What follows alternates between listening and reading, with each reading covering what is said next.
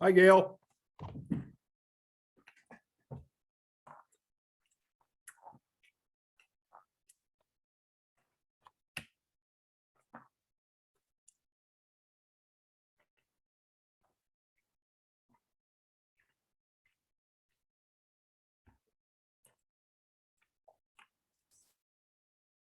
All right. Good morning. Good morning, Denny. How are you? Good. I'm good. Why don't you change your name, John? I'm going to officially have my name changed to Jackie Welch. So I'll never have to do this again. I'll see you at the courthouse then. Okay, let me change my name. How you doing? I'm doing okay. I feel old. Yeah, me too. Me too. So how do I change my name? Oh, Well, here we go, right up here somewhere. Yeah. Choose video. Rename. There it is. I found it. That's it. Let's see, who should I be today?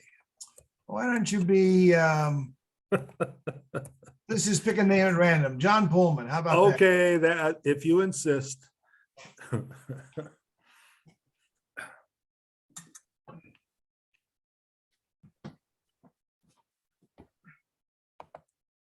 You want to be a helper today? Yeah, I can help. Gary's had some oral surgery. So Sounds like fun. Yeah, that's the reason I'm doing this today. But let me make you a co-host. Okay.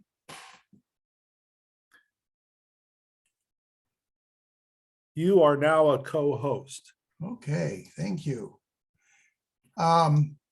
Has anyone contacted our speaker recently? I'm going to send her an email. I've talked to her over email, you know. Okay, good. But let me send an email to her. Or check if there's any. With the link, if you can. If you Oh, know how to- she's got that already. She's got that? Okay. Yeah, she has it. Where is Haven't- she? She's in Australia. And I don't have anything. I'm in Australia now. It's 1:17 a.m. in Canberra, Australia. 1:20 in the morning in Australia. 1:20 in the morning. Australia is kind of a big place, and so there could be different time zones. Well, it is not in the afternoon, that's for sure. Yeah, Maybe okay. noon or 1 or 2 in the morning, but Well, it's very early in the morning. The last exchange I had with her said she was going to work all that out and be here with us. Zoom is really great that it can do that kind of thing. There's no way that she could be our speaker if we didn't have Zoom. Absolutely. Yeah, right. And in fact, I recruited Gretchen, late last year. We were still in the midst of the pandemic and everything was being done with Zoom. Right. And so she took that system and made her assumptions here and agreed to do a visit down there to Australia. And so that's how all this worked out. Hey, Larry, can you see it? Can you hear us? Yes, and I'm looking at the world clock, and I'm going to tell you what time it is in Sydney. Let's see, SID. Ooh. No, SYD. It has a Y, SYD. Larry. I've been there, but forgot how to spell it. What is the time in Sydney, Australia? SY. 1:19 a.m. in Sydney, Australia. 1:19 a.m. Sydney. Yes, 1:19 a.m. She's up late. Or she's up early. Up early, yeah. Well, that'd be pretty damned early for me. You know, that's, and she's also in the Southern Hemisphere. So she's about as far away from Carbondale as you can get on this planet. And she's into Thursday already too. Yeah, yeah. Back in February 1992, my wife and I had a delightful 3 days in Sydney out of a total of 3 weeks in Australia. Had a great visit there. Yeah, it's a beautiful place. Yeah. Loved riding around Sydney Harbor on the ferry. We got a 3-day pass on the ferry system.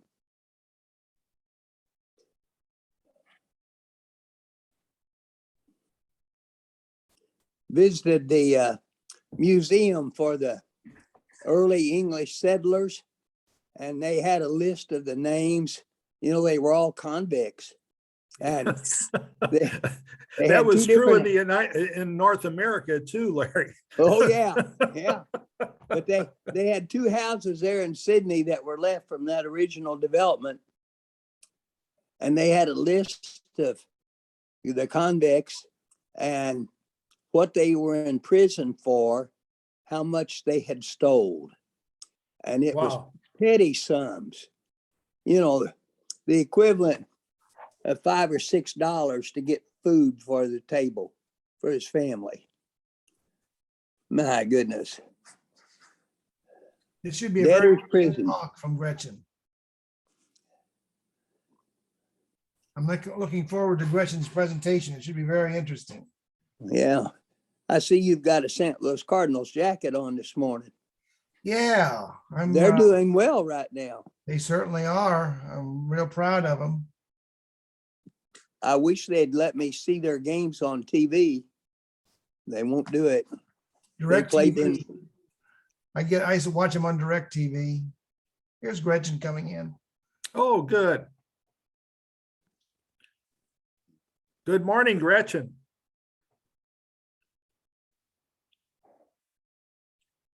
Earth to Gretchen. Hi, John. How are you? Hi, everybody else. We're glad to see you.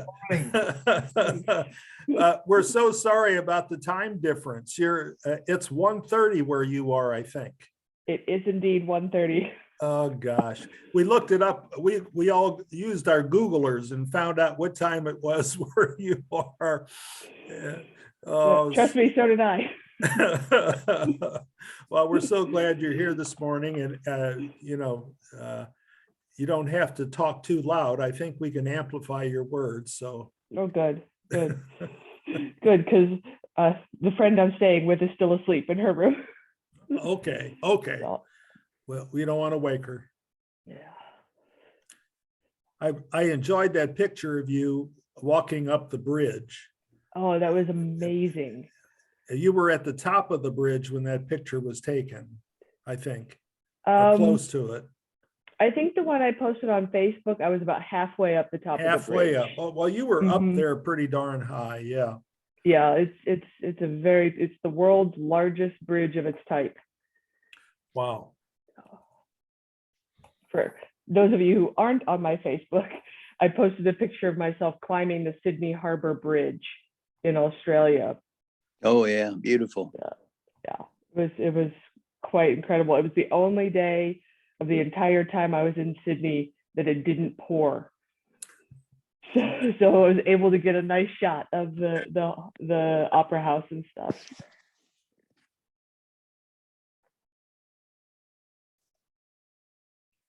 The opera house is really beautiful. It is. It's really beautiful inside too. I went to a show inside, and it's just as beautiful inside.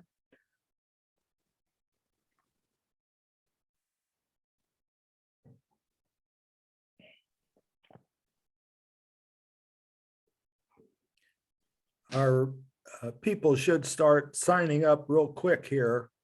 They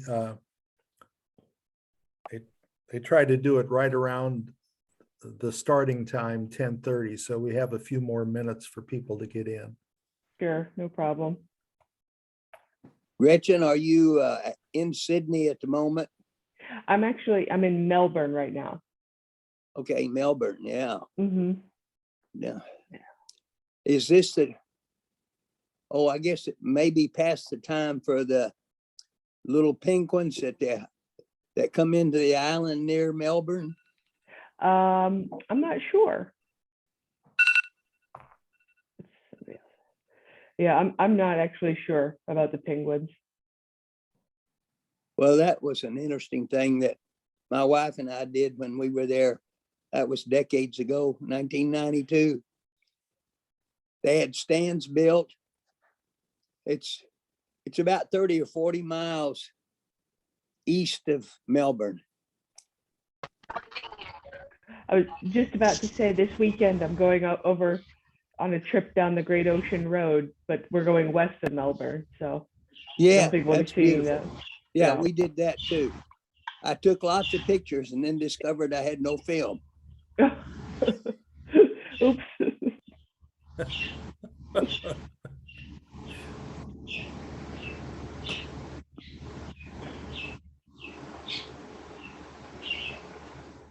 You get out in the cattle country and you'll have millions and millions of flies. Yeah, that's very Interesting similar country. to Egypt. Yeah. Mhm. No cold weather to kill them out. Yeah. Dennis Leitner has been to Egypt. And Australia. And yeah, I've been to Australia.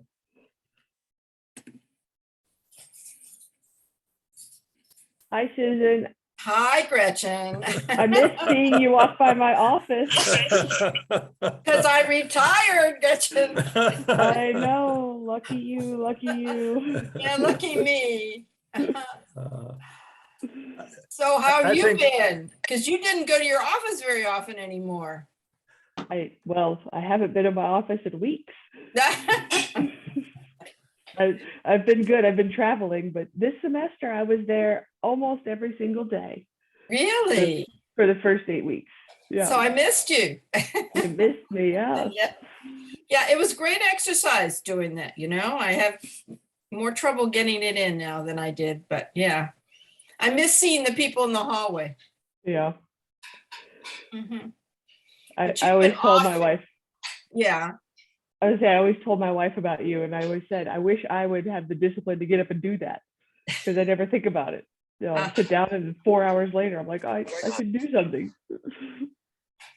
Yeah, well, now I'm trying to do it by listening to iPods. I've never listened to podcasts before, so I've Mhm. taken up doing that. But yeah, Nice. life is kind of boring. Mhm. I have been doing the learning and retirement classes, though. That's great. Yeah. Good. Good. So you've been off doing other adventures, and I've been sitting here. and can't drive. So that's neat. Yeah. Oh, I was going to ask you, I thought of this morning. Do you speak Arabic? No, All your travels? not in any appreciable way. I can get myself around. I can find the toilet. I can order food. But that's Hey, about that's something. it. Yeah. Because I studied Arabic for a year and I can say maybe 4 phrases. Yeah. So It is one of the most difficult languages and to learn. And then because of all the different regional dialects, mhm. it's very hard to get any classes in Egyptian, conversational Egypt. Yeah. So the only Arabic I was exposed to was Saudi Arabic. Yeah, it would be entirely different. Yeah. Mhm. I worked in Jordan for a while, and I had more Jordanian Arabic than I do Egyptian Arabic.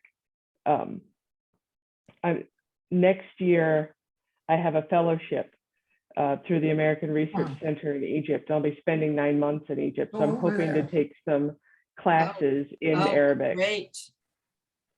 Oh, that's neat. Yeah. Yeah. Well, we had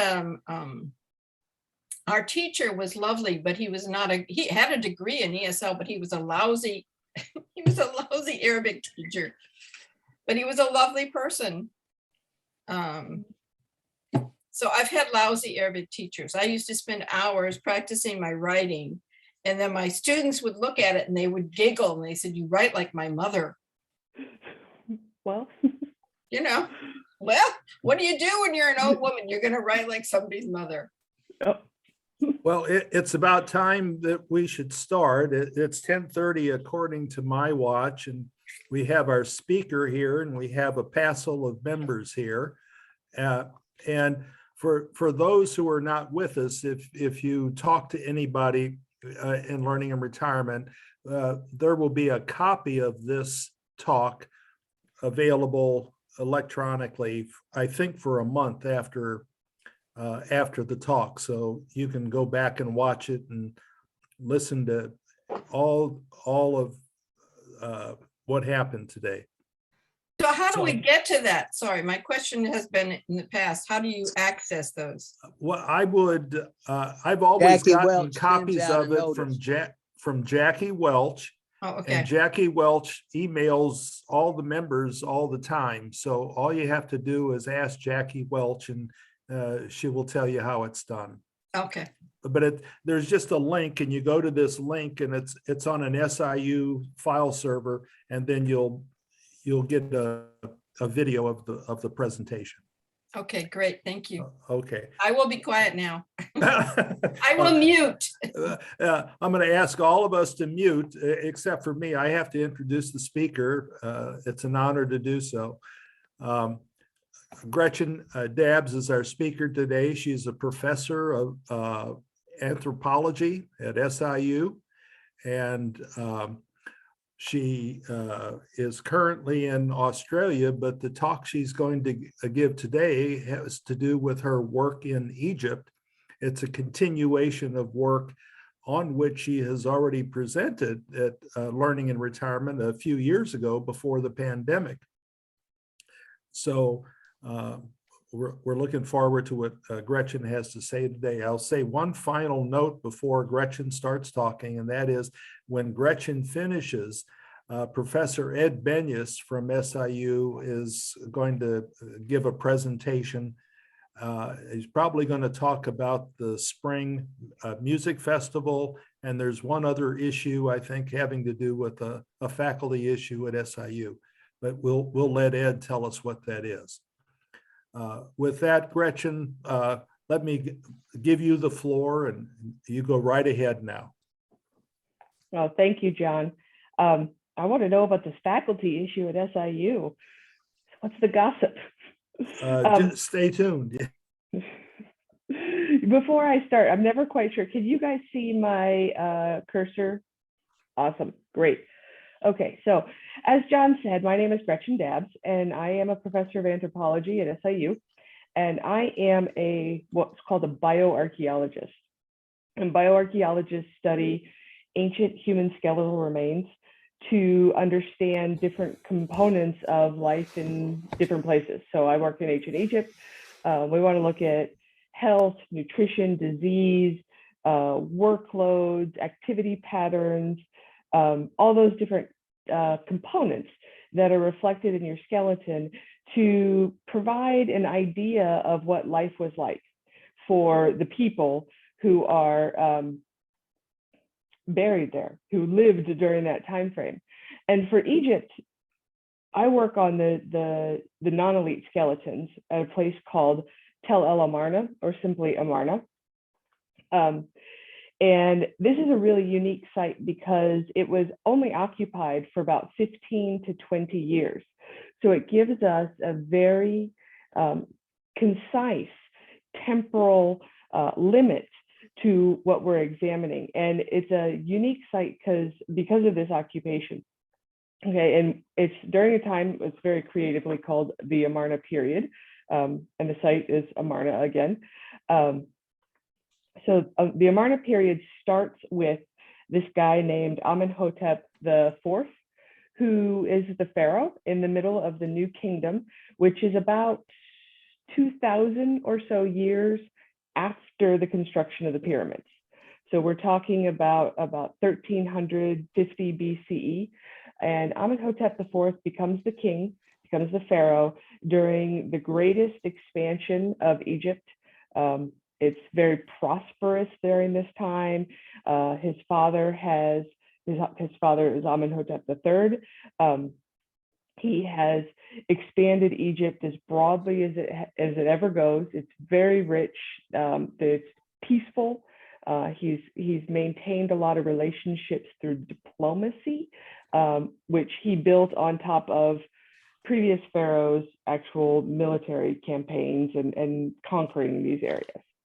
So in year 6 of Amenhotep IV's reign, he decides that he wants to be called Akhenaten, and he wants to venerate a god known as the Aten, which is this little symbol here. It's a sun deity, and it's not a new god. It's a god that's been around since the Old Kingdom, which is about 2,000 years or so before this period. But up until this point, it's been a relatively minor god, and of course, one of a very large pantheon of gods that the Egyptians worshipped at this time.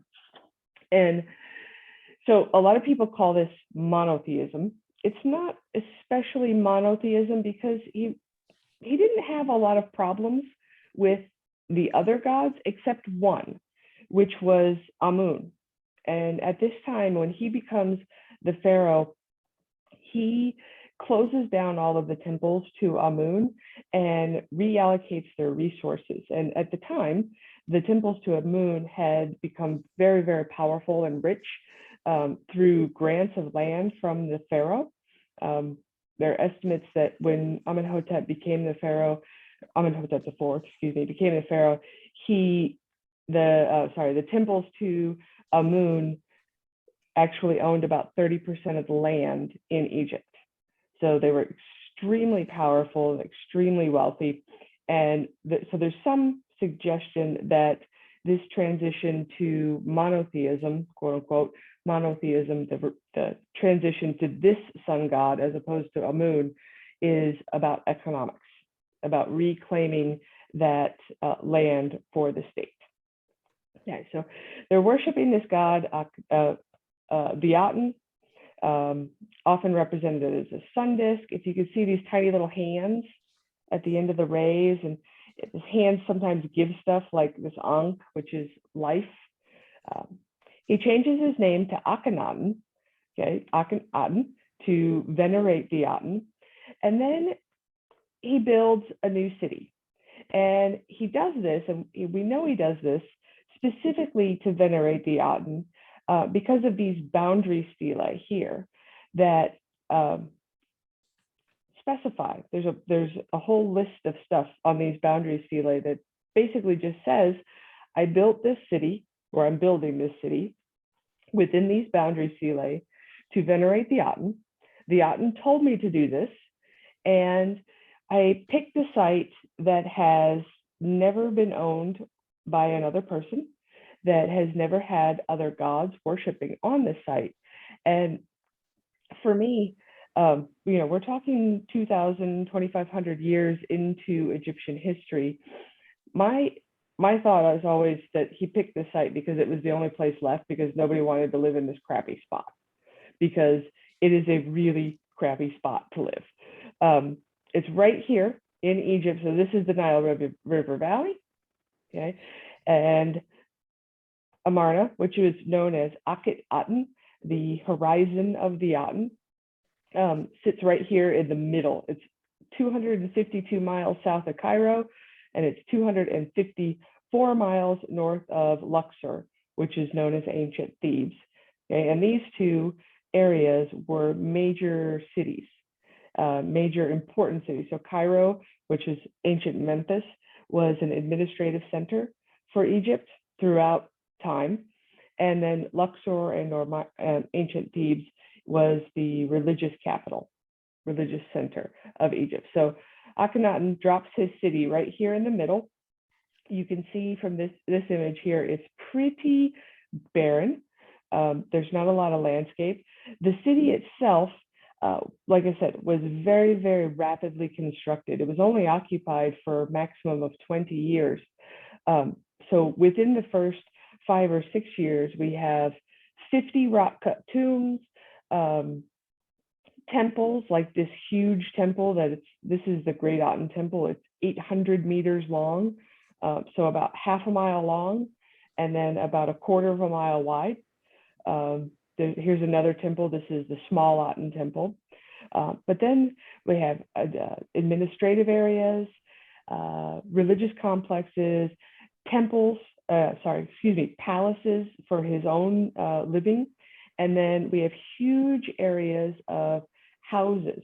There are over 1,000 houses that have been excavated in the ancient city. And you can see that on this map over here. So over here, this black line that all of you are sitting on top of in my image, this is the, oops, sorry, got ahead of myself. Oh boy, really got ahead of myself. Okay. This black line represents the cliffs that are in this image where these boundary stelae are carved. And these boundary stelae actually represent the boundaries of the city of Akhenaten. So there are a bunch of them over here along these cliffs. And then there are a couple over here on the western side of the Nile River all this is farmland now. So we just have these couple of boundary stelae over here. And they basically say, this is Akhenaten, this is where it is. And he also says in there, if he ever dies outside of Akhenaten, he wants to be brought back and buried in the royal tomb, which is somewhere over here. Let's see, yeah, I can move you guys. So here's the royal wadi, and then the royal tombs are about 6 kilometers down this royal wadi. So what we didn't have for many, many years was the cemeteries of the non-elites at Amarna. So like I said, you could see these excavations have been going on at Amarna since the 18th century, actually, when Napoleon came in. But for the last 100 years, off and on, Amarna has been under excavation fairly continuously. It wasn't until the 2000s, the early 2000s, that we found the cemeteries. There was an archaeologist named Helen Fenwick who came in and was doing GPS study of all of this kind of low, empty area out here. And she was trying to see how they used liminal space, because here's the main city. Here are where all these rock cut tombs are for the high elites up here, and then down here. And then this area is very, very empty. Okay. And she was trying to see what, if anything, was being done in this area here. It turns out not much. There's a bunch of roads that look like border patrol roads, but there's not much out here. But in doing her survey, she found 4 cemeteries. So there's one here, one little one here, very small one there, and then one here. And this is really actually quite fortunate for bioarchaeologists, because had they found these cemeteries in the early 1900s, they would have pillaged them essentially for the grave goods. They would have been extremely disappointed, but they would have done it anyway. So the fact that we didn't find these cemeteries until the early 2000s is really fortunate for both the way that they would have been excavated. We've been using modern excavation and recording techniques, but also the way the skeletal remains would have been treated. So if they'd have been excavated in the early 1900s, the skeletons would have been, probably they would have been reburied or thrown out in the spoil heaps with all the other unimportant stuff. So good for my career that they didn't do it. They didn't find it. So one of the things about Amarna is that because it was occupied for such a short period of time, people have tried to explain this with the theory that a plague was set upon Egypt as a consequence of Akhenaten's heresy for ignoring all of the other gods besides the Aten. Because while the other gods were tolerated in Egypt during this time frame, the state level religion was Atenism, only worshiped the Aten. And so you can see all these stories come out. So these are kind of literature from our discipline and archaeological literature at Egyptology. Here's some more, how disease affected the history of the Egyptian Empire. Here's one very specific to Amarna and ideas about what disease it possibly could have been. Yeah, here's the most recent one I could find, which is from February, which suggests that a plague in Egypt actually caused the Amarna transition, or the Amarna revolution, as some people call it, which is a new take. Usually it's that the epidemic caused the end of it, but, and so one of the things that, kind of irks me is that they've never utilized any of the biological data, and biological data is the only thing that could really specifically tell us about disease in ancient times. Because even if they write about it, we can't always know that they're being honest about what's going on, and they don't always have the same names for things, and they don't have the same diagnostic criteria. Obviously, they weren't running blood tests and CT scans and those types of things. So they were just basically describing what was wrong with somebody, and then, for the most part, prescribing some sort of potion to heal it. If it was a bad thing, they would, if it was something caused by a bad element, they would have you ingest something kind of gross, like urine. Or if it was something caused by a good deity, you'd get to ingest something nice, like a tea made from flowers. Okay, so we have these claims that there was an epidemic in Egypt during the late Bronze Age that wiped out, lots of population and caused massive revolutionary change and contributed to the collapse of the Egyptian Empire into the third intermediate period, which is about 200 years after the Amarna period ends. And why do they do this? Okay, there's lots of archaeological evidence that is used in various times and places to support this claim of an epidemic at Amarna. Okay, and one of them is these, what's called the Amarna letters. There are two Amarna letters that talk about plague.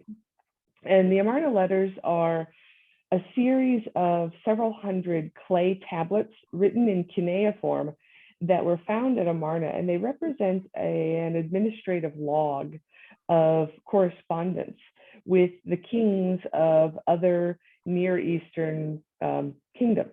So between Akhenaten and the kings all around in the Near East. And so these letters, there are two of them, EA11 and EA35, that have been used to support the claim of an epidemic in Amarna. And one of them, EA11, the king that he's corresponding with is talking about the death of one of Amenhotep III's wives. And in the EA35, the king of Cyprus, Alasia, but it's modern Cyprus, is talking about, he's apologizing essentially that a gold shipment that he sent to Akhenaten is short because all of his gold workers died of the plague. Okay, so both of these are actually problematic as evidence for epidemic disease at Amarna. Okay, EA11 is really badly damaged and can't be specifically dated to a period during the broader Amarna period. And further, there's no evidence that any of Amenhotep III's wives, so Akhenaten's father's wives, were living at Amarna other than Akhenaten's mother herself, who was known as Queen T. We're going to come back to her. Okay, so there's no evidence that this woman who died lived at Amarna. So her death is completely unrelated to anything at the capital city, whether it's by a plague or not. EA35, of course, certainly supports the idea of a plague in Cyprus, or an epidemic in Cyprus, but it provides no information about the possibility of a disease outbreak at Amarna itself. Another commonly used example is this text over here. It's known as the Plague Prayers of Mercilia II. Mercilia II was the king of the Hittite Empire in the 13th century BCE. And the Hittite Empire is kind of in the area of Syria, Turkey, modern Syria and Turkey. And Mursili was the king about 20-ish years after the Amarna period. So after Akhenaten dies and he becomes the king. And so these plague prayers, as they're called, are Mursili's prayers to the Hittite gods to relieve his kingdom of a plague that had been affecting his kingdom, the Hittite kingdom, for about 20 years.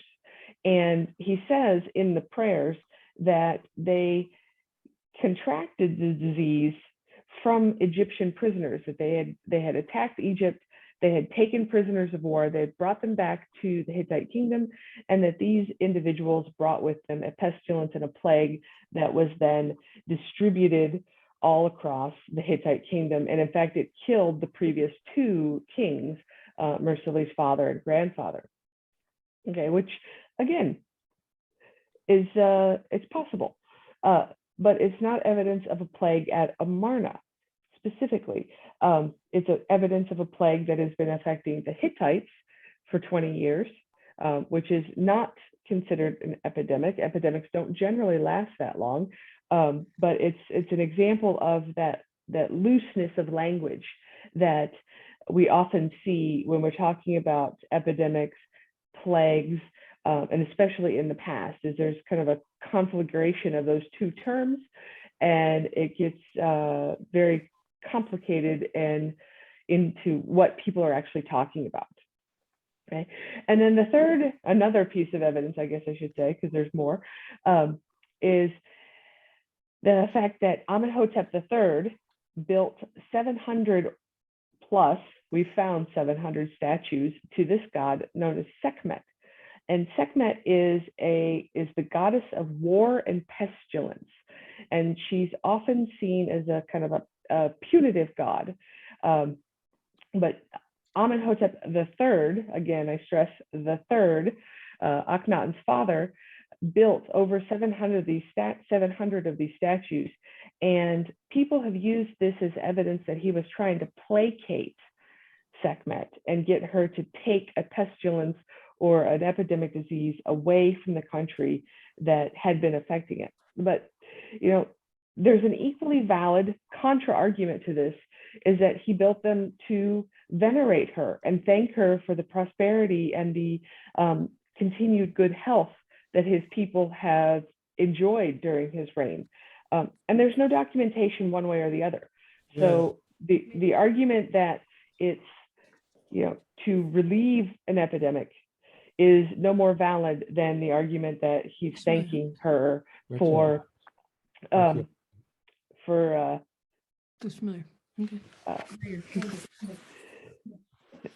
thanking her for their good health, excuse me.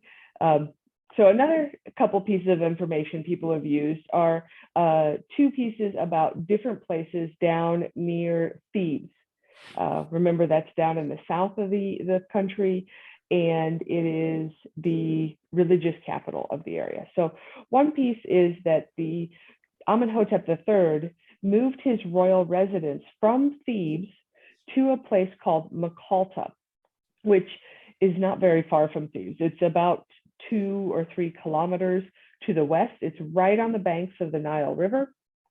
And people have said that this was a move to take the royal family away from the heavily populated, densely populated areas near Thebes, where the previous royal residence was, and kind of take it out here to an area that's less densely populated, so that there's less chance they would catch disease from the vast number of people that they were coming in contact with.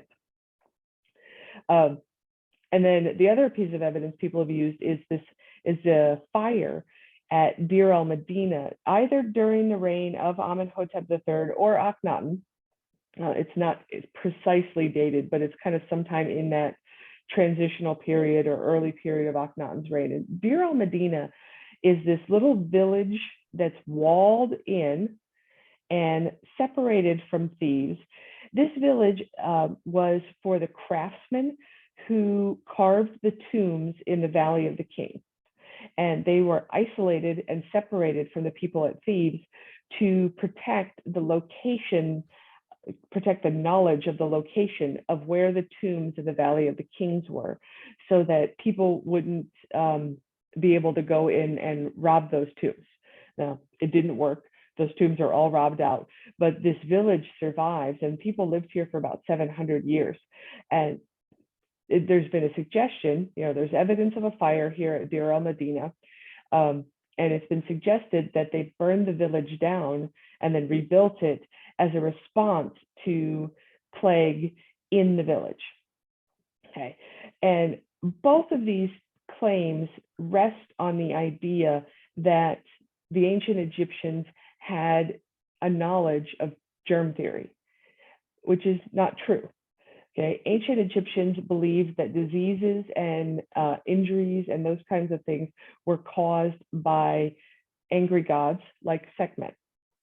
So the idea that you would move your royal family away from the capital to get them to a less populated area where they couldn't catch disease as much because there wasn't as a high frequency of interpersonal contact, and the fact that you might burn down a city that has disease in it, both rely on the idea that they had germ theory, and they didn't. So these don't make logical sense in terms of what the knowledge levels were in Egypt at the time. Okay, that's these researchers, these scholars projecting modern knowledge onto the ancient past. Another bit of information people use is the deaths of several members of the royal family. Because after all, if several members of a royal family can die in really quick succession, surely the cause must be disease, and that disease must be ravaging the rest of the population. Well, okay, a little bit of royal exceptionalism, if you ask me. Okay, and here is a list, and it does look like a lot of people. There are, 3 daughters of Akhenaten, 3 of his 6 daughters. Queen T, this is Queen T, this is her mother, Akhenaten's mother. Nefertiti, Akhenaten's great royal wife, and then of course his son, his likely son, Tutankhamun, okay, King Tut. So we have a lot of royal people dying, and people have suggested this is evidence of a plague or an epidemic. And it does look like a lot of people, but when you start unpacking it, it becomes kind of problematic. Because we know Queen T dies in year 12 of Akhenaten's reign. And Nefertiti herself is known from jar labels as late as year 16 of Akhenaten's reign. And she may be the pharaoh Nefer-Nefer-Aten who survives Akhenaten and rules independently for 2 years after Akhenaten's death. So she's at least as alive as late as year 16. And then of course Tut, who is king after Akhenaten, survives him by at least 10 to 12 years, maybe as long as 16 years. And so what you see when you start looking at these things is that the span between the earliest dated death and the latest dated death is about 18 years. So this cluster of royal burials or royal deaths no longer really looks like a cluster. Losing 6 people in one family over the span of 18 years is not unheard of. It's certainly not something that you would say, oh, well, it must have been an epidemic. Okay. And further, one of the daughters, Mekhet-Aten, right here, she's represented in this scene from the royal tomb. And well, she's right over here. She's right down here. She's dead. Okay, this is her burial scene, or this is a mourning scene of her death. And here's Akhenaten and Nefertiti. Well, here's Akhenaten and Nefertiti, and they're standing over the body.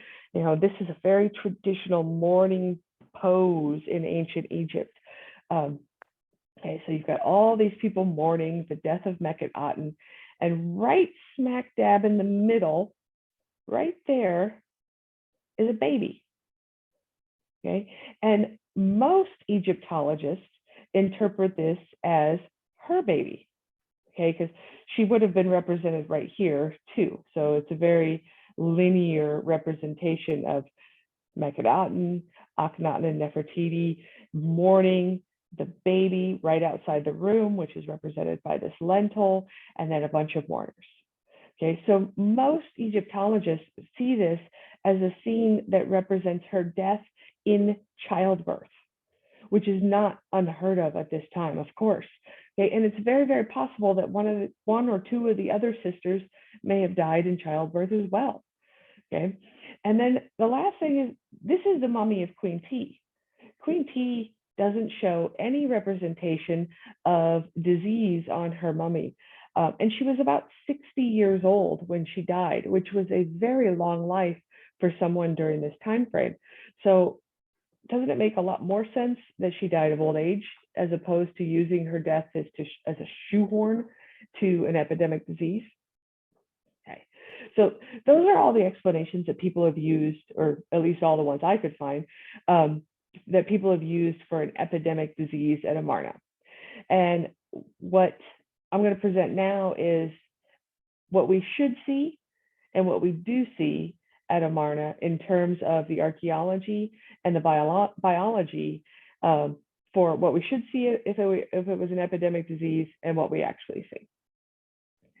So archaeologically, what we would expect to see, well, first of all, let me say that epidemics can be very difficult to identify in the archaeological record. And the primary reason for that is because epidemics are usually caused by viral disease outbreaks. And humans tend to either recover from viruses or die before the virus can leave a biological indicator on the skeleton, because the skeleton takes time to respond. So what happens in the archaeological record, in the skeletal record with an epidemic, is that we see these healthy but dead skeletons. You know, they have no markers of disease, but these individuals then are still dead at ages we wouldn't expect, like children, teenagers, very young adults. Okay, and this is one of the principal tenets of bioarchaeology. It's known as the osteological paradox, in that the people who are dead with no lesions of disease are often either the very healthy people who didn't catch the disease or fought it off, or the people who died from it before the skeleton could actually leave a marker. Okay, and so archaeologically, what we have to look at for epidemic diseases is several lines of evidence that combine social and biological features of death and dying. The first and often most dramatic indicator of an epidemic disease in the archaeological record is a disruption to burials and burial practices. Epidemics are commonly associated with mass graves and the burials of individuals without traditional burial treatments. Okay, so here is a mass grave from the period of the Black Death in France. Okay, here is a mass grave from 2020 in New York City from the COVID-19 pandemic. Okay, and you can see all these burials, all these bodies are stacked up in these very plain wooden coffins. Okay, so this is not something that is unique to the archaeological world. When lots of people start dying, essentially we panic, okay? And we throw out all the rules about what is appropriate for how to dispose of those burials. Now, that's not to say that this always happens and that anybody who's buried in a single grave can't be from an epidemic disease, but this is something that we commonly see with epidemic and plague cemeteries, is that, you know, everybody's thrown in one pit together. We have individuals of all sexes and ages combined. A lot of times they don't have coffins. A lot of times they're, you know, you can see these bodies are just kind of haphazardly thrown in here. It's just this major shift away from what is normal and accepted in this society. Okay, what do we see at Amarna? Okay, we see, you know, kind of a very orderly set of cemeteries. Those 4 cemeteries I showed you earlier have this very similar burial treatment. Most people are buried individually, okay? laid out nicely, hands either over the pelvis, on the sides. They're buried in these little plant fiber matting coffins for the most part. You know, it's very systematic. The burials themselves are a little bit chaotic in terms, in sometimes, you know, where you know, people going this way, people going that way. But in general, you know, there's no evidence that, you know, graves were being cut into one another, that they were overlapping, that they were being buried in haste. There's really no evidence of that. These very simple pits. You know, are there exceptions? Yes. Okay, exceptions always exist, especially in places where, you know, burial customs change over time. We have a couple of individuals who are buried in this crouched position. Some individuals are buried in wooden coffins. We have about 40 of these. About 10% of the people are buried in wooden coffins. And they're not certainly found at all of the cemeteries. There are multiple burials at Amarna. You know, and the presence of these has certainly been used to suggest an epidemic disease at Amarna by lots of other scholars. But you know, the definition of a mass grave has never been established, but the United Nations considers graves with 3 or more individuals to be a mass grave when investigating human rights atrocities. So if we follow that definition, Amarna certainly has mass graves, you know, several in both the North Tomb Cemetery and the South Tomb Cemetery, those 2 bigger ones that I showed you. But you know, the individuals in these mass graves have been recovered with the expected burial treatments. They include their body coverings, their body positionings, their grave characteristics. And the individuals in them are not generally very demographically variable. So most multiple burials from the non-elite cemeteries contain 2 or more subadults. And if there are adults within that same burial, they're female. There are very few examples of adult males buried in multiple burials. So the demography doesn't really fit with what we would expect from an epidemic cemetery, and neither does the burial treatment. So what else do we expect to see? We expect to see indiscriminate death. You know, the death of children and young adults is especially prominent in epidemic cemeteries. And before I get there, I should tell you about what we expect to see in a normal cemetery in the archaeological record. This is a normal demographic profile for an epidemic, for an archaeological cemetery. So this is what we should see if there is no epidemic disease. Lots of infant deaths, very high infant mortality. It falls off to virtually nothing during the child and adolescent years. And then, you know, and this period I always think of as the age of indestructibility. Okay, not only do they not die, but they think they can't die. And then as people enter into the workforce, and especially as women start to have children into their childbearing years, we see a fairly sharp rise in deaths. Okay, and this is what we call the typical U-shaped demographic curve of an archaeological cemetery. Okay, so that's what we would expect to find. But check out what happened during the smallpox epidemic in the 1870s in Europe. Okay, so the first thing you should notice is that no 2 places are affected exactly the same. Okay, and there's some differences in the categories between the way that I showed you in the last slide and this one, but pay attention here to the navy blue, the gray, and the red. Okay, folks from 1 to 20 years. The indestructibles are dying, okay, and in large numbers. Okay, look at some of these, like this one right here in Leipzig. Okay, huge numbers of kids in that 1 to 20 year range are dying. And this is the indiscriminate death profile that we would expect in an epidemic cemetery, because epidemics don't generally just focus on any one area of the population. So, you know, everybody dies. Look at this over here. You know, the 30 to 60-year-olds died, but here the 1 to 5-year-olds died, and here the 10 to 20-year-olds died. It all kind of depends on local environment, but what you see is this kind of weird pattern where all these kids and young adults are dying. That's what we expect in epidemics. And this is what we see at Amarna. Okay, so the large number of individuals buried at the non-elite cemeteries has often been used as evidence of an epidemic at Amarna by other people, not by me, the person who did the skeletal analysis. Okay, but despite the estimated 10 to 13,000 individuals buried in this city, the demography is not consistent with an epidemic. So if you look over here, this is the combined demography of all of the non-elite cemeteries. And you see, that U-shaped curve that we expect to see. Okay, it's a little blunted over here. We don't have as many infants as we might expect, but there is some evidence to suggest that maybe infants weren't always buried in the cemeteries. There are a number of infants that have been found in the Great Aten Temple. There are a number of individuals who've been found in the city itself, buried alongside floors inside the houses.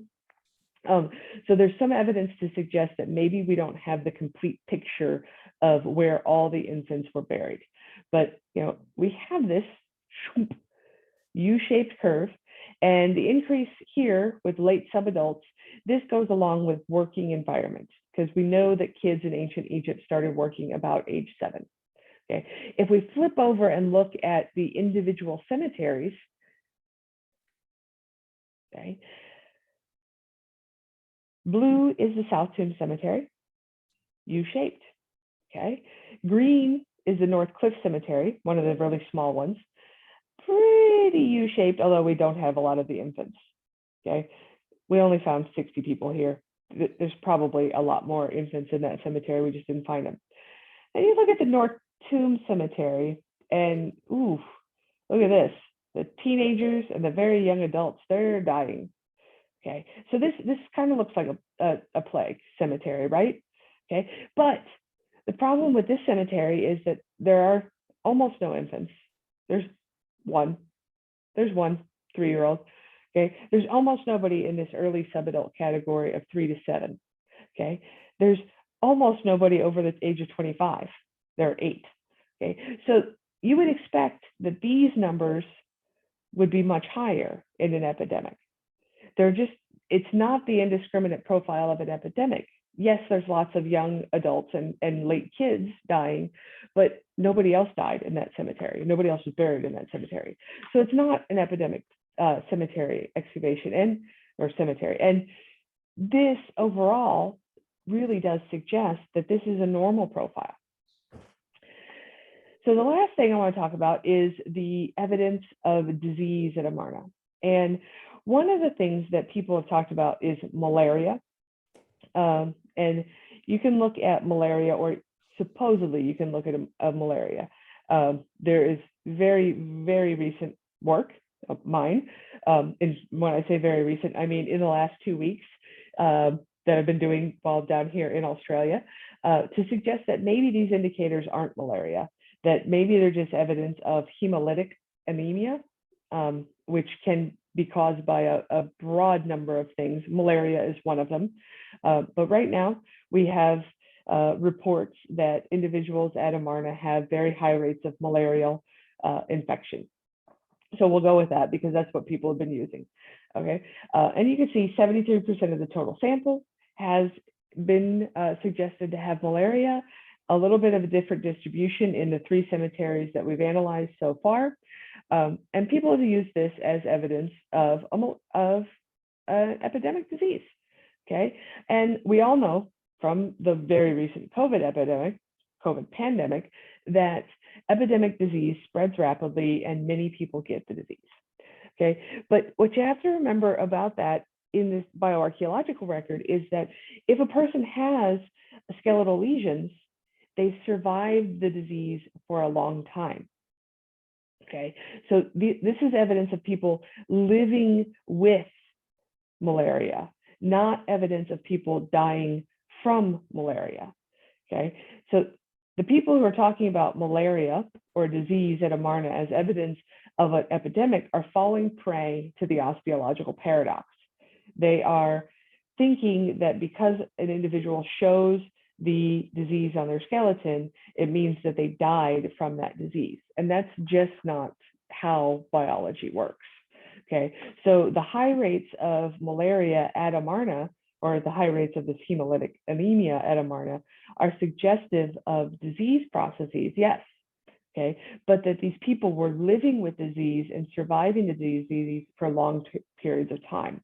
And that suggests the disease is endemic to the area.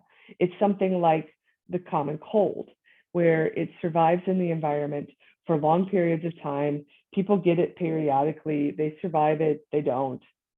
Okay, but it's not causing death at these huge, massive proportions that we think of with epidemics and plagues. So in summary, there are unusual aspects to both the burial context and the skeletal assemblage in the non-elite cemeteries at Amarna. And to be honest, in the very early days of the bioarchaeological analysis, we did consider the potential for an epidemic and suggested it as a possibility back when samples were in the hundreds, the early low hundreds, 100 individuals. Now we have almost 900 individuals, and the evidence no longer currently supports that conclusion. Okay, this is the self-correcting nature of science. The biological evidence from the skeletal remains is not consistent with an epidemic disease. The archaeological evidence from the burial practices at Amarna are not consistent with epidemic disease. And so the suggested explanations from Egyptological texts and other information, such as the rapid succession of royal deaths, which I showed you aren't quite as rapid, they're overstated. There are temporally and geographically separated elements from the history of Egypt and the Near East that suggest epidemic disease, but they're not specific to the Amarna period, and they can't be used as evidence for epidemic disease at Amarna. So was there an epidemic? No, there's no evidence to support that conclusion. And with that, I would like to thank all the people who make this project go round. The Ministry of Antiquities, Anna Stevens, my research partner and co-director of the project, the field team that works with us to excavate the cemeteries, and of course, all the people who fund the project. And if anybody has any questions, I would very happily answer them. Let me suggest that you use the chat function that comes with Zoom. You can write your questions out, and we can handle those questions one at a time. Or if we have nobody chatting, speak up, somebody.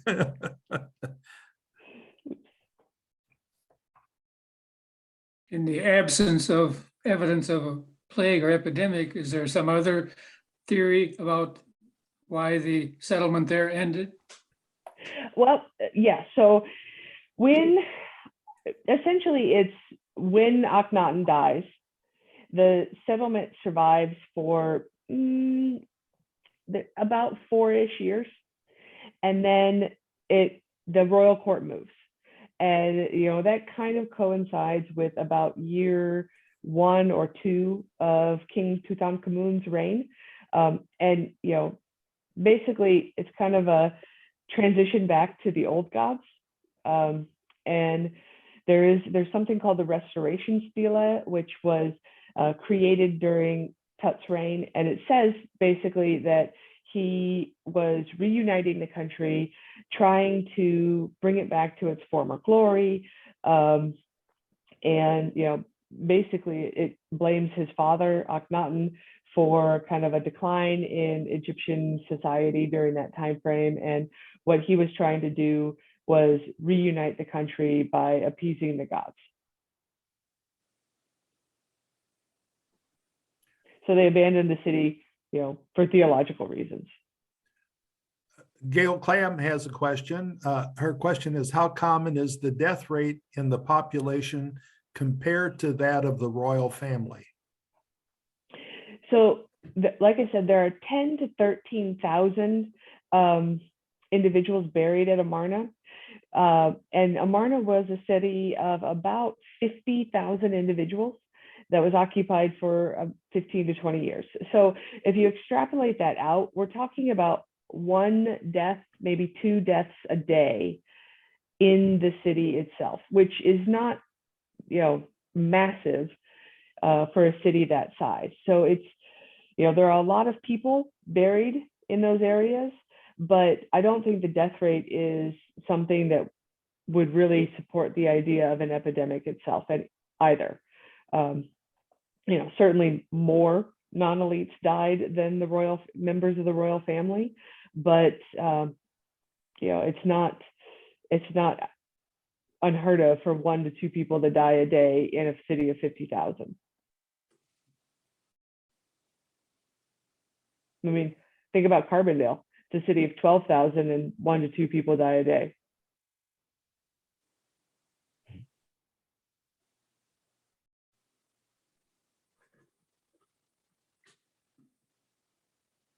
I have a question, Gretchen. How long Yeah. have you been, is Egypt always been your focus, or how did you become involved in this? It's actually kind of a funny story. So in 2008, I was a PhD candidate at the University of Arkansas, and I was going to collect the data for my dissertation over that summer. And the field school at Amarna, the bioarchaeology field school at Amarna, was happening in March. So I went on that field school to practice collecting skeletal data in anticipation of doing my dissertation on Alaskan Eskimo populations from the north of the Arctic Circle. And I went on the field school in 2008 specifically for that. I had zero interest in Egypt, Amarna, working in the Middle East again. And it absolutely just captured me on that field school. So that in 2009, I was the TA for that class while I was still a graduate student. And then I started as an instructor on the field school in 2010. And just from there, just kind of became the co-director of the field school in 2012, the co-director of the project in 2014. Just kind of fell in love with Egypt and Egyptian bioarchaeology from there. Thanks. Okay.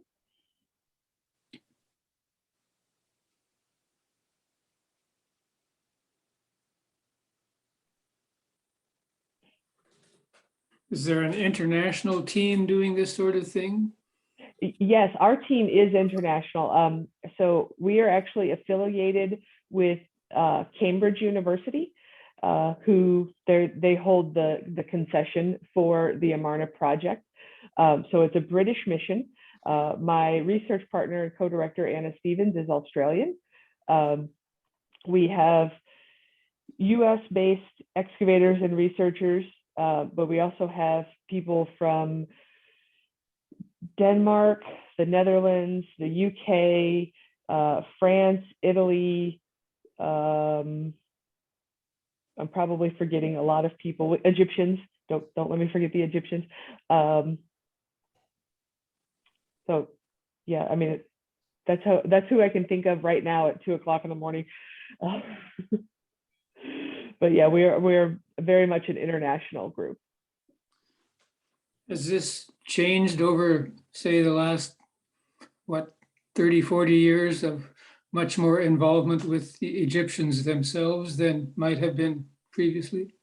Yes, so the involvement of Egyptians in local projects is one of kind of the areas of emphasis for the Ministry of Tourism and Antiquities.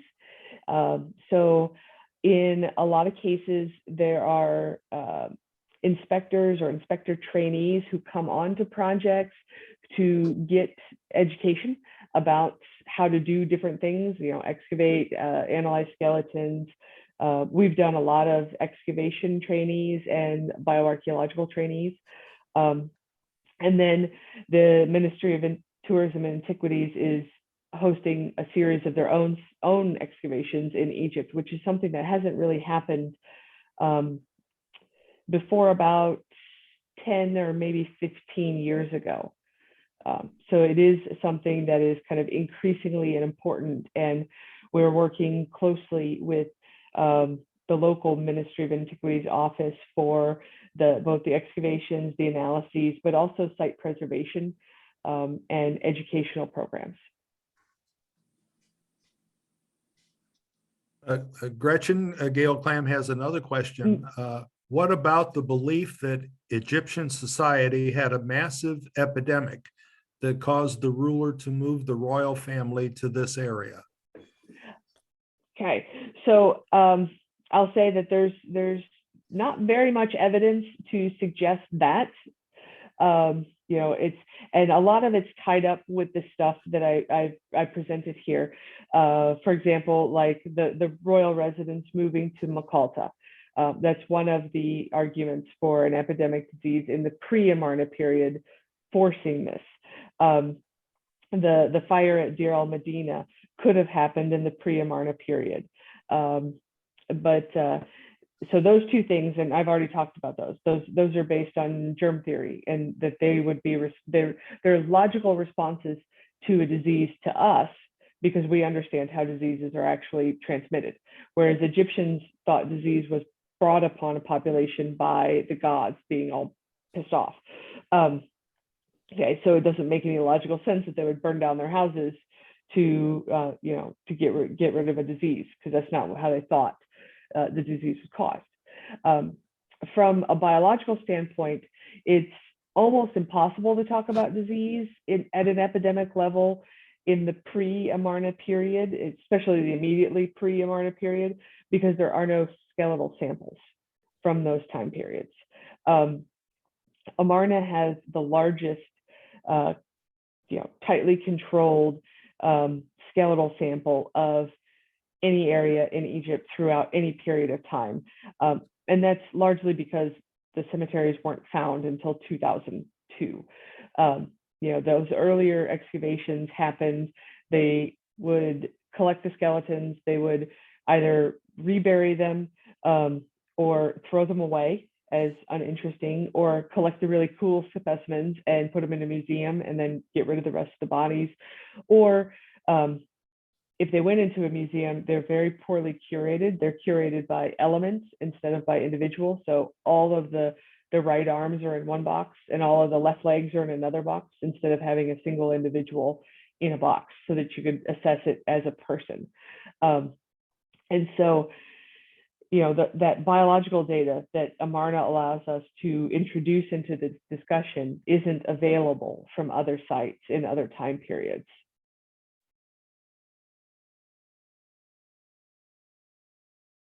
Is there increasing interest by indigenous people, American Indians, for example, but in Egypt too, to want to avoid or prevent archaeological digging of cemeteries and dealing with bodies? So the two questions are really separate questions. In the US, different Native American tribes have different opinions about the excavation of cemeteries. And there are a widely divergent number of opinions from, yeah, go ahead, we don't even want to talk about it, to don't you dare even touch it. Okay, so there's a huge amount of variation in attitudes about that.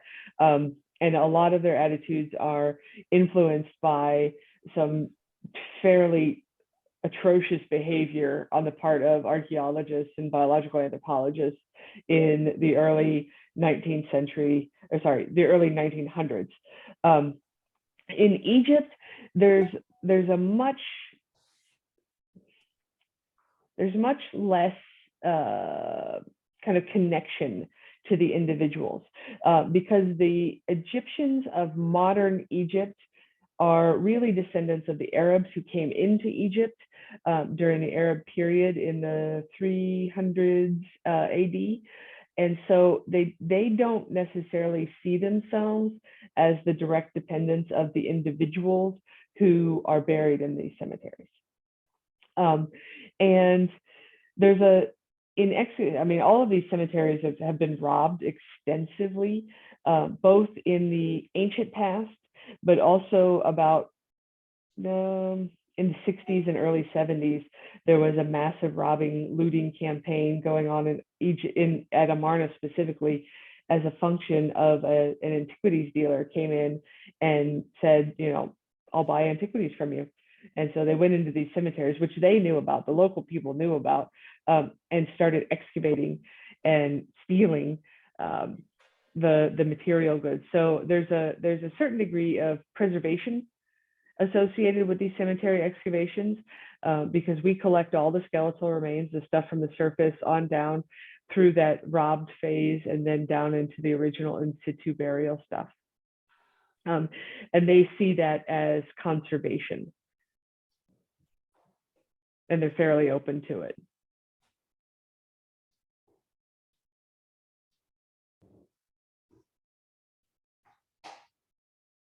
Are there any other questions for Gretchen? What's next, Gretchen? What's next? So right now we are planning one more season of excavation in the last cemetery to finish off some of the larger tombs that we found unexpectedly in that cemetery. And then we are transitioning to a new project where we're going to go back into the housing areas and excavate a what's called a villa in the housing areas. And so the way social structure is organized in Egypt is you have a high elite official, and he has this big house, which is called the villa. And then around his big house are all these little houses of people who work for him, essentially, and he pays them from stuff that he gets from the royal family. Okay, and so no one has ever excavated one of these complexes as a unit.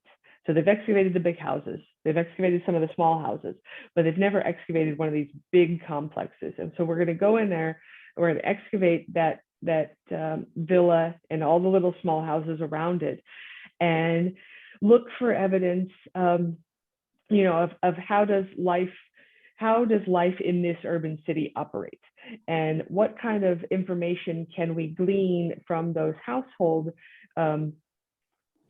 excavations that can inform our understanding of the biology. So, what do the trash pits say? Are they eating a lot of meat? The biology says they're not. Okay, but if we found a lot of meat in the trash pits, we have to reevaluate why they have nutritional deficiencies, which they have lots of. And if you saw the talk a few years ago, I talked about that. And then we can also use the biological data to inform about the houses and the urban spaces. So one of the things I've been thinking about a lot lately is they're very, very short. Okay, the average man is 5'4" and the average woman is 5 feet tall. And how does that manifest in the city itself? And one of the very simple things to think about is, well, it would affect things like how tall you built your house. Okay, because you wouldn't really want to expend resources in building your houses much taller than you are, each floor. So, going in and looking, and there are no preserved houses that have, preserved roofs that we can see exactly how tall they are. But reconstruction suggests that the houses, the walls only stand about 2 meters high, which, 5'4" is about 150 centimeters. So we're talking about 50 centimeters of space above your head, 1.5 feet above your head, which if you think about your house, if you have a standard 8-foot ceiling and you're 6 feet tall, that's about, 1.5 feet, 2 feet, right?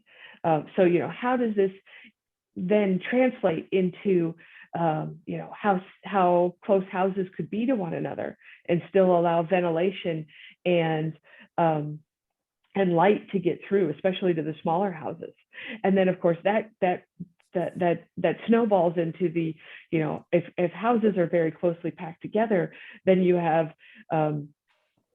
problems with waste management. You have problems with trash and human waste and animal waste building up in your shared common spaces, and then those run into the water sources. And sorry, I'm getting a little excited because it's exciting to think about all these things, but that's where we're going. So we're going back into the houses. We're going to start excavating in those houses to try to drape this biological data over the house excavation data and use the biology and the urban archaeology to build this much more complete profile of what it was like for the average person to live in Egypt. Because what we know about life in Egypt is very heavily based on monuments, great temples, the decorations on the outside of temples, the tomb carvings, and that's essential. That's essentially like asking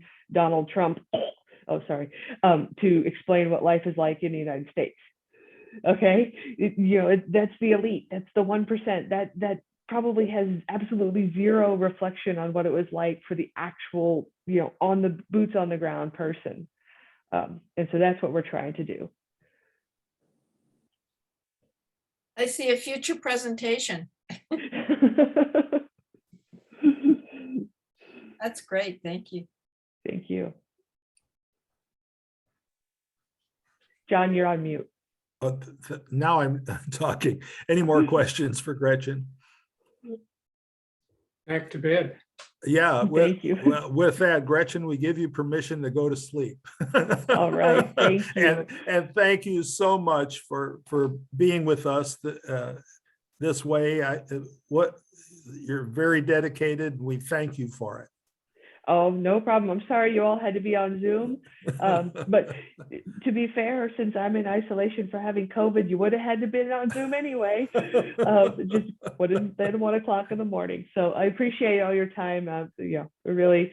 And if anybody is interested in more information, we do have a website. It's amarnaproject.com. And there's lots of information about our current project, but also other current projects going on at the site on that website. So thank you all. Have a good day. Thank you, Gretchen. Professor Benyus is here. Let me turn the gavel over to Professor Benyus.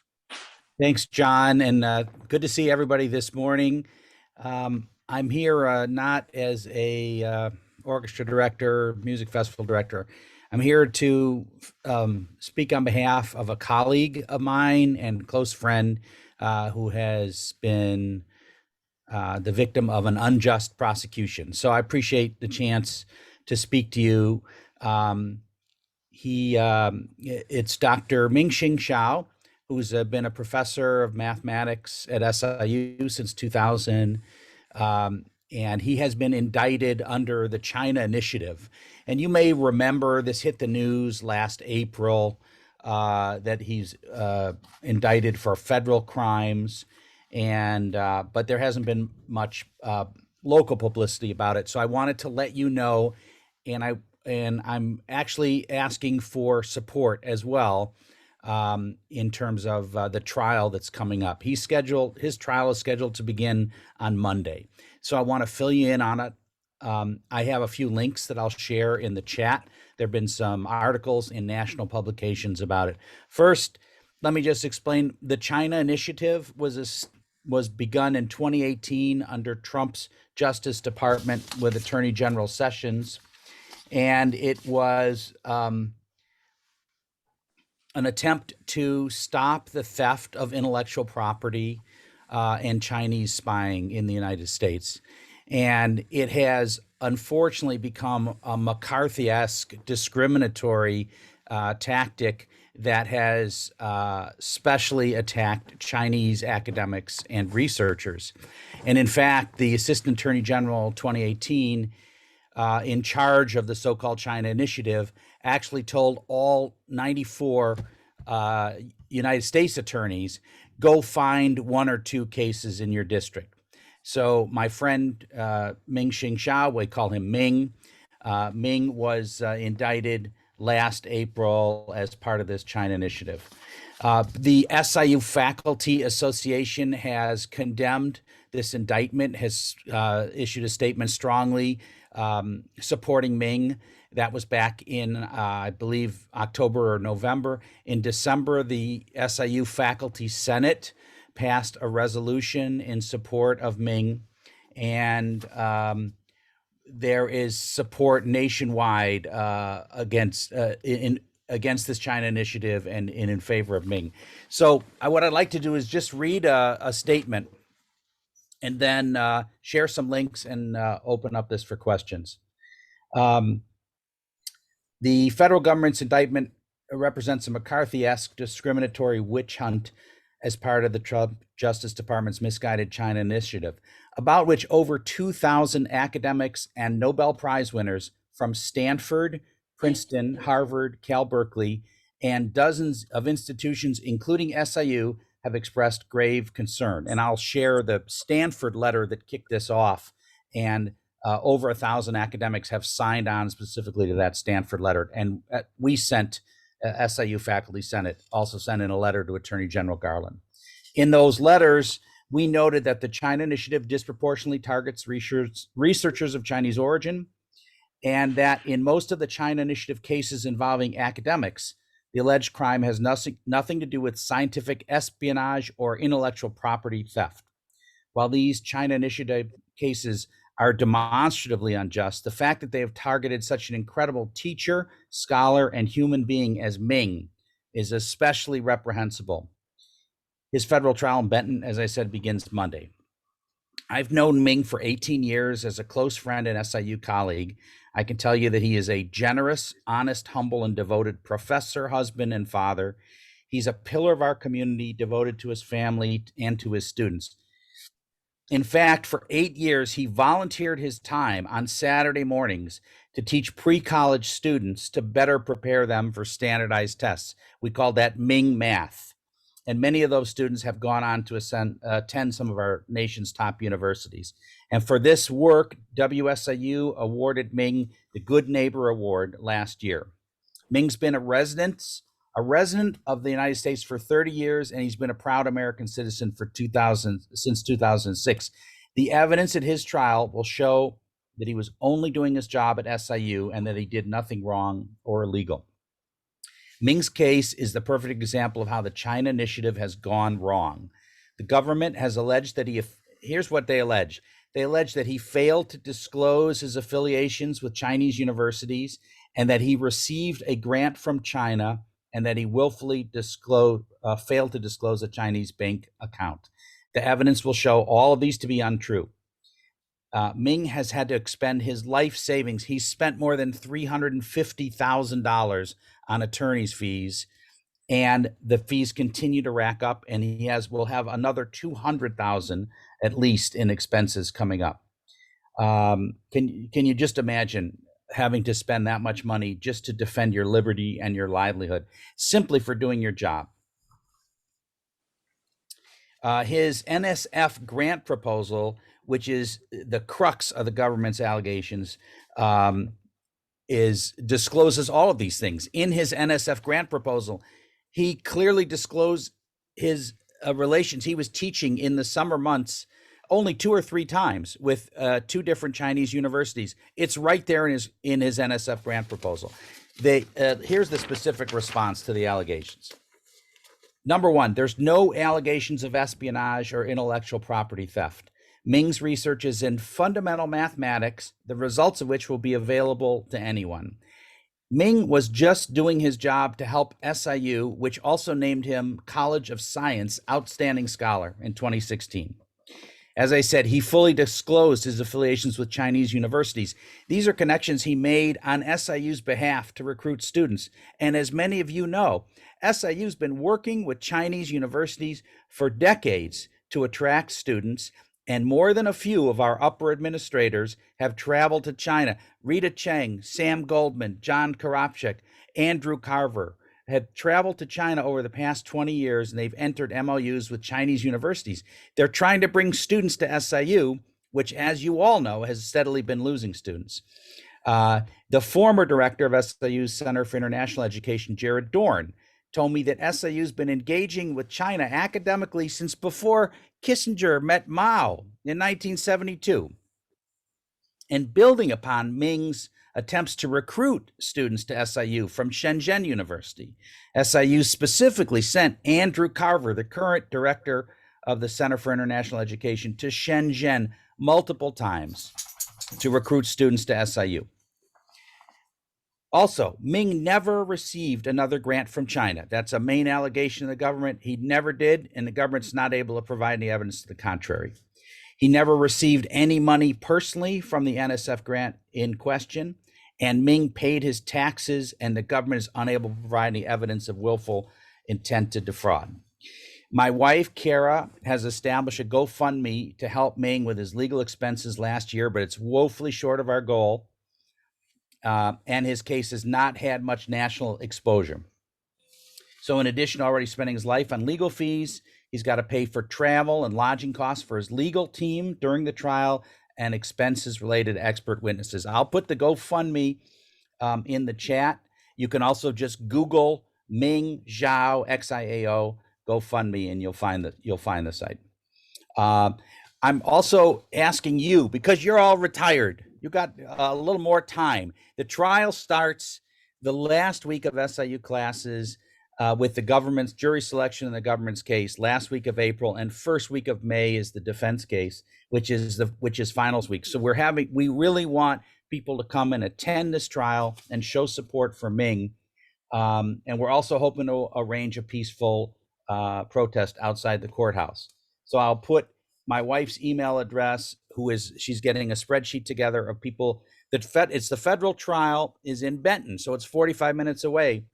And it's a big lift, we understand, but we're trying to get a couple dozen people to attend this trial on the 6 days that we think it'll take place. April 26th, 27th, 28th, and then May 2nd, 3rd, and 4th. And among the expenses he has also, his defense will present numerous fact, expert, and character witnesses to testify on his behalf. So this is a demonstrably unjust persecution of a patriotic American simply doing his job as a university professor. I would appreciate if you help spread the word, but especially if you're inclined to support, to fight against this injustice. His attorneys have encouraged us to get supporters to come to the trial. It will make all the difference in the world. I sent Gary Hartley several documents that he said Jackie would share to you. My statement to the Faculty Senate from December, the Faculty Senate resolution from December, the Stanford letter to Attorney General Garland. And then there's a PDF that has my wife's address where we're trying to get people to sign up to attend the trial. And then there's also a set of FAQs that I sent that you can have, which explains kind of the things I touched on in my statement. So if you don't mind, let's see. I'm going to put a couple things, see how quickly I can do this, in the chat. Okay, that one is an article about the support from Faculty Association.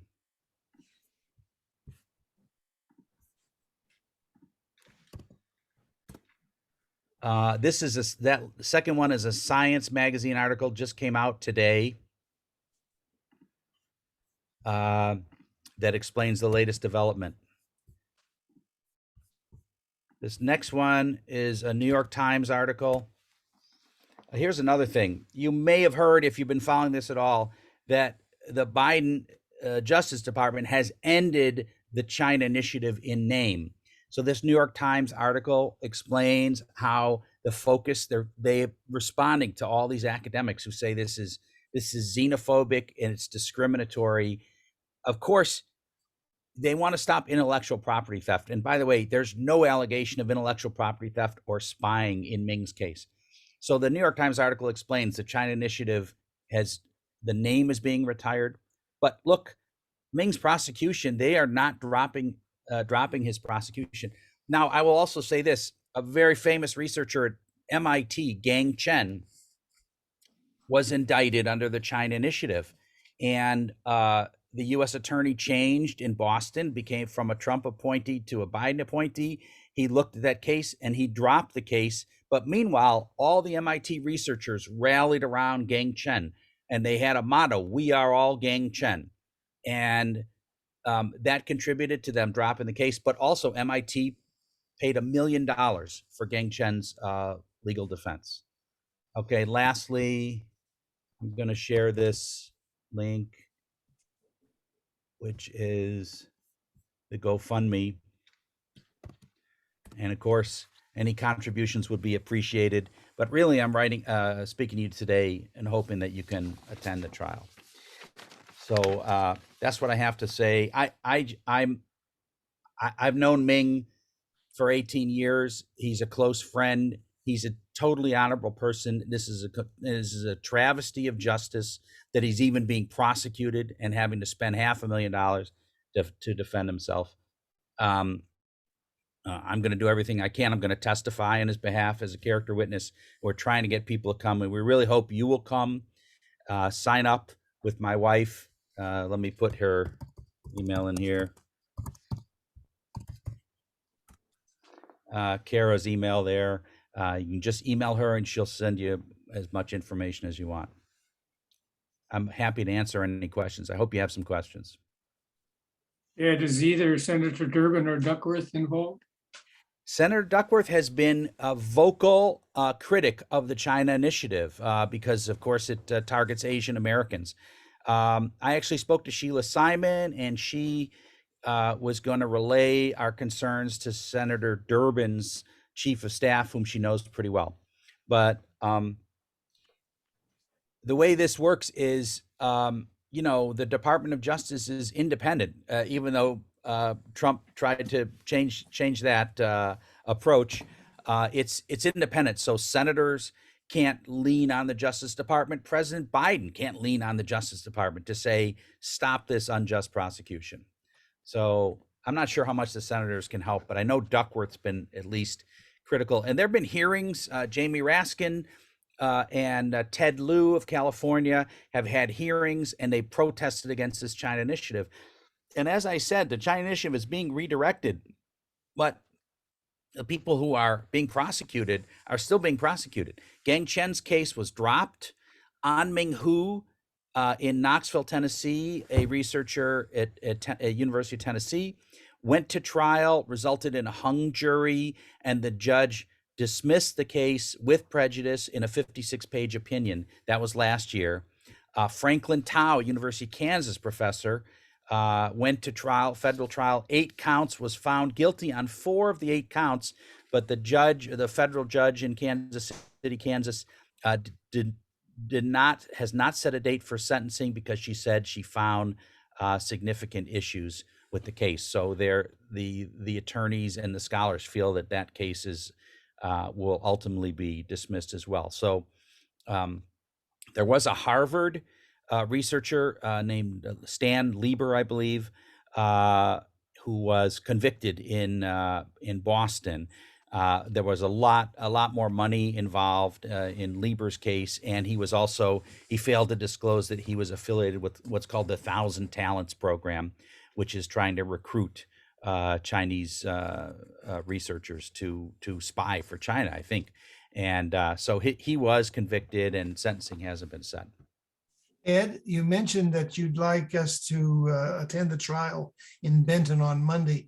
What time does it start? Do you know which courtroom it'll be in? That kind of information? Yes, thanks, Denny. It's in Judge Yandel's courtroom, not on Monday. So next week it would be Tuesday, Wednesday, Thursday, and the following week, Monday, Tuesday, Wednesday. So April 26, 27, 28, and May 2nd, 3rd, and 4th. I'm going to put that in the chat.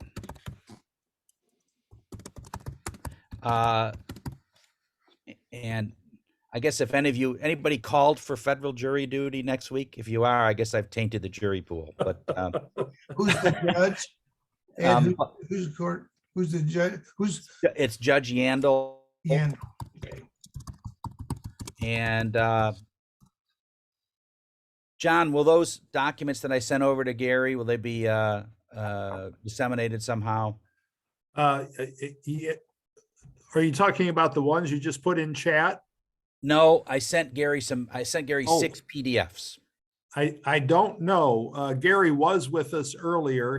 He's had oral surgery. Yeah, and he told me Jackie would be sending him out. Does that make any sense? Yeah. Yeah. Okay.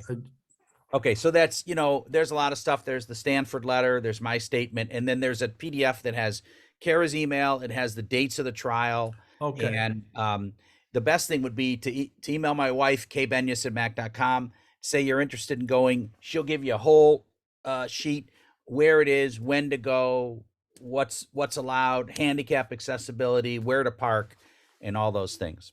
So next week, Tuesday, Wednesday, Thursday, following week, Monday, Tuesday, Wednesday. Okay. And we have buttons. We made buttons too. I stand with Ming.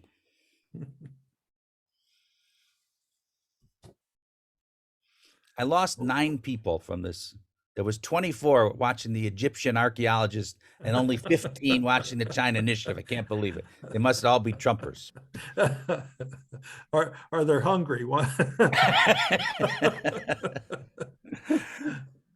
Yeah. Any questions for Ed? Comments? Ed, thank you for doing this. You're a good person, and I know we all appreciate it. I'm personally going to applaud you and thank you for what you're doing. Thanks, John. everybody- I spoke to a group of 350 physicists on Monday, American Physics Society. What business do I have speaking to 350 physicists? I said, the only thing I know about physics, I read half a biography of Albert Einstein. But they were very receptive, and they heard from Gang Chen and An Ming Hu and another scholar from Temple who got exonerated too. It's a terrible situation. I appreciate you letting me talk, and any support you can muster will be appreciated. Okay. Thank you, Ed. Thank you. Are we finished? Any other issues? Okay, this meeting is adjourned. Thank you. Thank you, John.